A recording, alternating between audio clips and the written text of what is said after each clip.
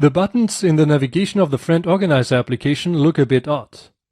So let's style them so that they look very plain and simple. I make Visual Studio a bit smaller here because I have already prepared something here in the navigation view. Here you can see the button that is inside of the Items Controls item template. Here I've added already a comment that contains a control template for the button. When I make this code active, you can see the buttons dynamically changing in the Friend Organizer application on the left. Let's take a look at this template. I switch to full screen. I assign a control template to the button's template property. With a control template in WPF, you can redefine the whole user interface of a control, or the so-called visual tree. You see that my button just consists of a grid and a content presenter that represents the content of the button, in this case just the text. Then I have here triggers that allow me to do something if a property has a specific value. So here you can see if the isMouseOver property has the value true, I set the cursor property on the button to hand, and I also set the font weight property on the button to bold. If the property isPressed is true, the font weight property is set to normal.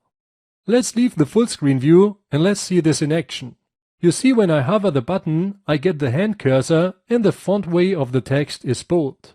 When I press now, the font weight is normal again, and when I release the mouse button, I navigate to that friend. Now I want to adjust a bit more. I want to align these buttons on the left and I want to define a little margin. So in Visual Studio, I scroll up a bit, and on the Items control, I also set the Items controls item container style property. This allows me to set the style for the container that is used for these items, for our buttons. So here I just define a style, and the target type is in this case a content presenter. In the style I define a setter, and I want to set the property horizontal alignment. I want to set it to the value left. As I'm using Visual Studio 2017, we have Edit and Continue in SAML, so you can also see the changes again on the left side in the Friend Organizer application. So let me change this to right, and then you can see the buttons aligned to the right in the Friend Organizer application. But actually, I want them on the left side.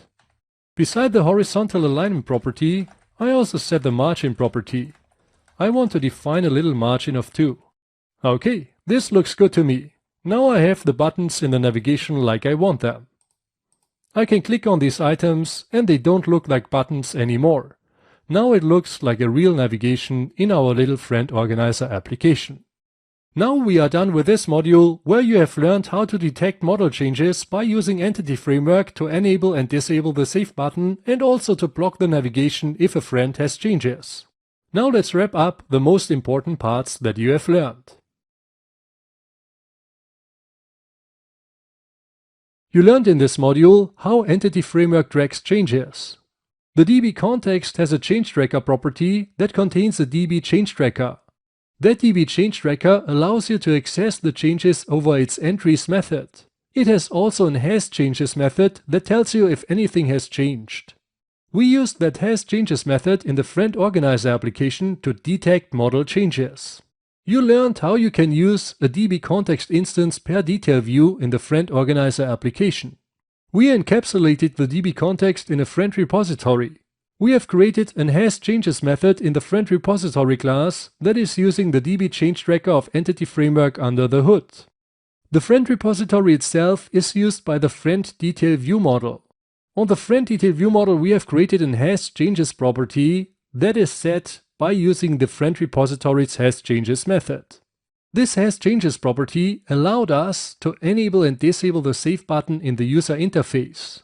The friend detail view model has a save command. The save command's can execute logic is using the hasChanges property that we have created on the friend detail view model. Besides enabling and disabling the Save button, you have also learned how you can block the navigation from a changed friend.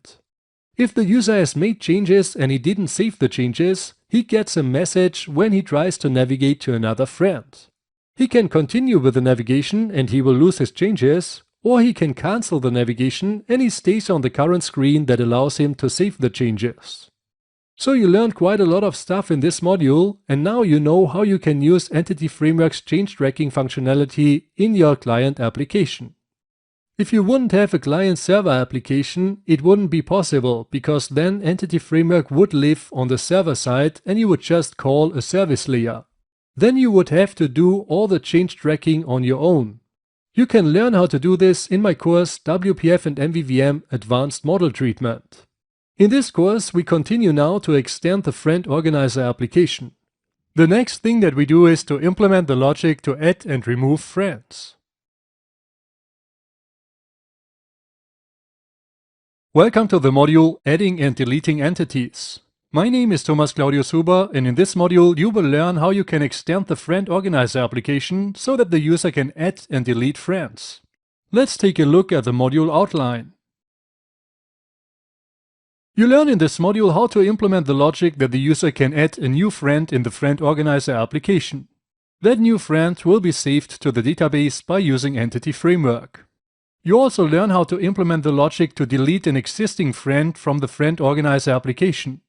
Besides adding and deleting friends, you also learn how you can hide and display the friend detail view.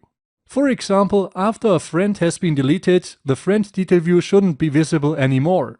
And when the user selects another friend, the friend detail view should be visible again with a new friend. Now let's start by implementing the logic to add a new friend. In this demonstration, we implement the logic in the Friend Organizer application so that the user can add a new friend. We will also trigger the validation for a new friend so that the user can see that the first name of a friend is required. Let's do this and let's switch to Visual Studio. Here we are back in the Friend Organizer solution. I have already extended the main WinOSaml file a bit. You can see I've created here two row definitions for the grid. One row definition with a height of auto and one row definition with a height of star, which is the default value for the height property. In the first row, I have placed this menu that spans across two columns. The menu has one menu item with the header create. That menu item has a submenu item with the header new friend. This menu item is used by the user to create a new friend in our application. As you can see, the command property of this menu item is bound to the create new friend command property of the main view model. I have created this property already in the main view model and I show it to you in a minute. The navigation view and also the friend detail view are placed in the grid row with the index 1. So when we look at the designer, you can see that we have the menu in the first row at the top spanning across the two columns, the navigation view in the second row on the left, and the friend detail view in the second row on the right. Now let's take a look at the main view model and this create new friend command property. I open up the main view model and I scroll a bit down, and here you can see the create new friend command property that I have created already in the main view model. When I scroll up to the constructor, you can see that I initialize this property here with the new delegate command. The delegate command is using the onCreateNewFriendExecute method for the execute logic. I've implemented this method at the bottom of the main view model class. Or this is not really an implementation, I'm just throwing a not implemented exception.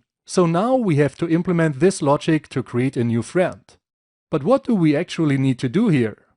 When I scroll a bit up, you can see the onOpenFriendDetailView method that we use when the user clicks on a friend in the navigation. And actually, we need to do the same when a new friend is created. When the user wants to create a new friend, we also need to check if there is already an existing friend open and if it has changes. If that's true, we have just to do this logic here. If there is no existing friend open or there are no changes, we need to create a new friend detail view model like we are doing it already here. And then we need to initialize that friend detail view model with a new friend. We could do this by using the loadAsync method and just passing in a null value. This means, in other words, we can reuse this onOpenFriendDetailView method and we just make the friend ID parameter nullable. For a new friend, we just pass in null as a friend ID. So let's do this. I add here a question mark to make this parameter nullable. Now I can go to our onCreateNewFriendExecute method and I just call this onOpenFriendDetailView method. And I pass in the value null. Now here you see the friend ID is underlined in red because the loadAsync method doesn't take a nullable yet. So let's change this. I right click and I say go to definition. Here we are on the iFriendDetailViewModel interface and I just make the int parameter of the loadAsync method nullable. Now I right-click on this interface and I say go to implementation. Now we are on the friend detail view model. I scroll a bit down and also here on the load async method I make the friend ID parameter nullable. Now of course we can't call the getById async method of the friend repository for the value null. If the friend ID is null, we need to create a new friend. So here we can just include a check. We check the friend ID's hasValue property. If the friend ID has a value, we call the getById async method of our friend repository with that value. If the friend ID doesn't have a value, we need to create a new friend. So I create here a method that I call createNewFriend. I press Ctrl- to generate this method in my friend detail view model. I scroll a bit down and here we have that method. As it is private, I move it down to the bottom of my class. Now we just need to implement this createNewFriend method. So inside of this method, I create a new friend. And then finally I return the friend. But somehow we need to tell the DB context that we have here a new friend entity. So I use my friend repository and I call an add method that doesn't exist yet and I pass in the friend. I press Ctrl- to generate this method in the iFriend repository interface. Now I right-click on the friend repository field and I say go to definition, and I'm on the field, I right-click on the interface and I say go to definition. Now here you can see in our iFriend repository interface we have now this new add method. Now we need to implement it in the friend repository. So I right-click here again and I say go to implementation. In the friend repository I place the cursor behind the interface and I press Ctrl- and I say implement interface. Now we have the add method in our friend repository class. All we need to do here is grabbing the context and we grab the friends DB set and we call add on that DB set and we pass in our friend instance. Now the context is aware of this friend instance and he will see it as an added entity. So when we call the saveChangesAsync method on the context later by using the saveAsync method of the friend repository, the context will send an insert command to the database. So now everything should already work. Let's try to run the application. Okay, not everything works. We have still one error. No overload for main view model on open friend detail view nullable int matches delegate action int. I double click this and here we see the subscribe method for the open friend detail view event doesn't work because on this event we also need to make the int parameter nullable. I go to the event class and here we have the int parameter for the friend ID and I make this one nullable as well. Now when I go back to the main view model, the error disappeared, because now this handling method matches to the event signature. Now let's run the application. Okay, we don't get an error anymore. Now I create a new friend by using our new menu item here. I click on the menu item and now we have here in the friend detail view the possibility to enter a name for the new friend. I type in Julia and I want to save that friend. Now you see, here we are in the navigation view model. And we get an error in this after friend saved handler. So let's stop the application. Here we use the single method on the friends property to grab the navigation item view model with the ID that matches the ID of the saved friend. But as we have created a new friend, this friends property doesn't contain that ID yet. So instead of using single here, we call single or default. This method will return null if the ID does not exist. So I just check here. If the lookup item is null, then we have to create a new navigation item view model and we have to add it to the friends property. So let's do this here. To the friends property, I want to add a new navigation item view model. I need to pass in the ID, the display member and the event aggregator to the constructor. In the event args, we have the ID and luckily we also have the display member. And as a third parameter, I just pass in the event aggregator that we have in this field. Now let's create an else block for the existing logic. If we have found a navigation item view model, we just update its display member property. Now let's run the application again. I create a new friend, I type in the name Anna and I click the save button. And after I have saved, you can see the friend appears on the left side in the navigation. So now I have multiple friends and as a user I can create new friends